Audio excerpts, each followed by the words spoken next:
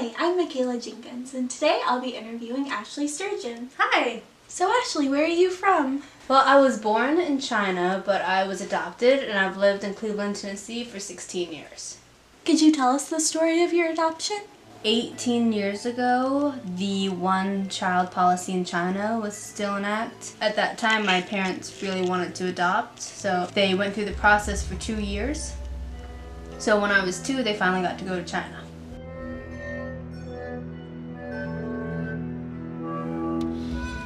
I like to think of my story and my adoption kind of like the story of Moses. The one-child policy kind of reminds me of like the Pharaoh taking all the baby boys and saying that like they can't have any of them because they would like overthrow him. And with the one-child policy, like you can only have one child. So I like to think that my biological parents decided to give me a better life so that I would have a life. So they dropped me off at a train station and the police found me and took me to the adoption place. And that brought me to my parents, who I've known for 16 years. So yeah, they went to China when I was 2, and they were there for a few weeks in Beijing and Guangzhou, which is where I was found. So that's kind of the story of how I was adopted. So after we got back to the States, my mom had all the pictures that they took and like all the documents, and she put it into like 2-inch binders and made this huge scrapbook. And every once in a while I look back at it because I don't remember any of it, but I like to just look back and see what happened, what was the process. How do you feel about looking back on the pictures and documents? I think I was a cute baby. I'm sure.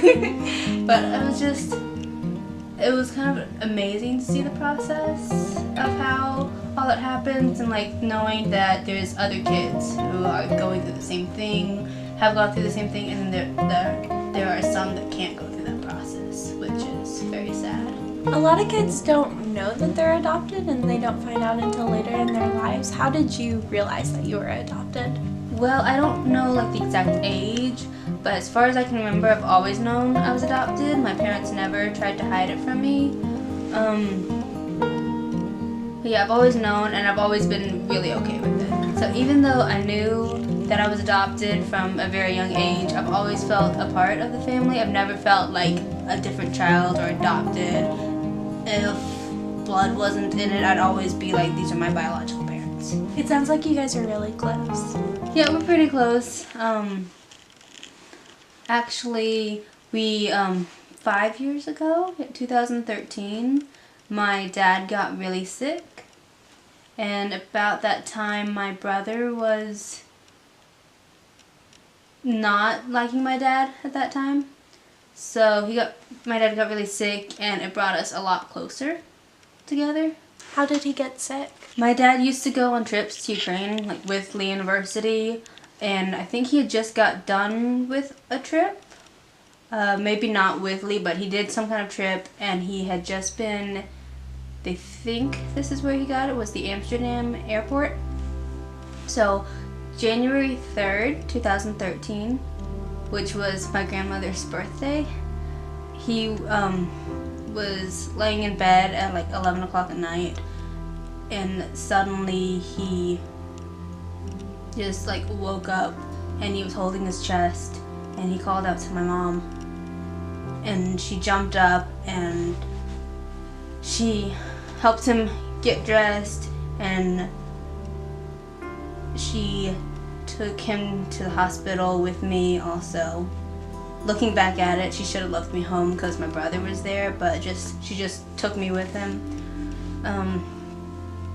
We got to the hospital, and he went straight in since he was holding like where his heart is. And he was there overnight, and we went to the ICU eventually, and he was in the ICU for 42 days.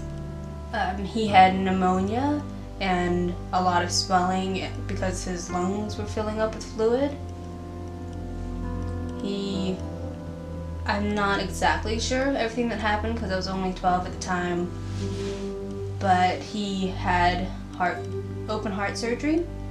I think it was about May, and I think it was while he had that, he died on the operating table. So he's now on the Lazarus list at Tenova, or Skyridge as it was then. But eventually it took him quite a few months and he has recovered.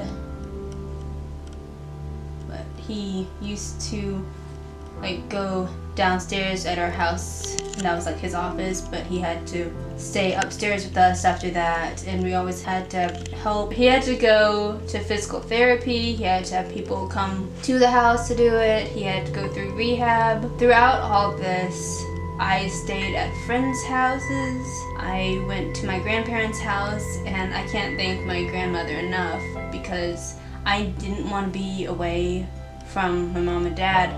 So she would come down for 4 or 5 days out of the week and stay at our house, and then on the weekends would go back, or would take me back to their house. But I hated it, so she would try to find a balance between staying here and going back with my grandpa because he didn't want to be alone either. How has that changed your family dynamic?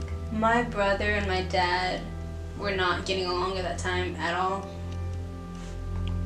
But with all those struggles, they've come out of that and they're so much more closer. They still argue about stuff, that's just who they are because they always both have to be right about something, but they've definitely become more closer. It's definitely been a struggle, and my mom has been great through it. During this time, she's the only one who could drive, so she had to drive my dad back and forth from physical therapy and the doctors, and she had to keep up with his medicine. She was our stronghold through this entire thing. So I know this is your first semester officially at Lee, that you dual enrolled here several years beforehand, but what made you decide to come to Lee? What brought you to Lee? Well, my dad has worked at Lee for 20 years, so it made sense for me to go to Lee, but I've also grown up at Lee, so I knew everything that was around campus, and I just really liked Lee anyway. Right now I'm undeclared, but I'm leaning toward criminal justice or journalism. So Ashleigh, why are you interested in the criminal justice system? Well, I watched too much Criminal Minds, I think. But I've always been interested in law enforcement, and I've done karate for the past 6 years, so I think that sport or trait will help me in the law enforcement, and I really want to be an FBI officer. Wow, that's really exciting. Oh, thank you. Thank you for letting me interview you. Even though we were already good friends, I feel like I've learned a lot more about you, and I really appreciate you. Well, thank you for having me.